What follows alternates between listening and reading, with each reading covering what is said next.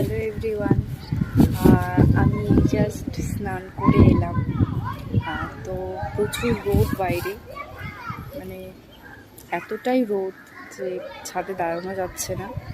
যাই হোক, যেটা বলবার জন্য তোমাদেরকে এলাম সেটা হচ্ছে আমি প্রতিটা দিন যখনই সময় পাই বা বাড়িতে থাকি, সময়টা বড় কথা নয়, বাড়িতে যখনই থাকি তখনই একটা জিনিস করার আমি চেষ্টা করি।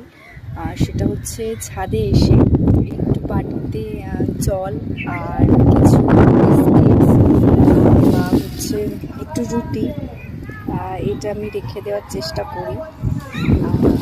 হয়তো যেদিনকে বাড়ি থাকি না কাজের সূত্রে, তো সেদিন রাখাটা হয় না। তো বাদ বাকি দিন আমি যখনই বাড়ি থাকি তখন আমি এই জিনিসটা করার চেষ্টা করি, কারণ এত গরম কলকাতায় বেরোতে পারছি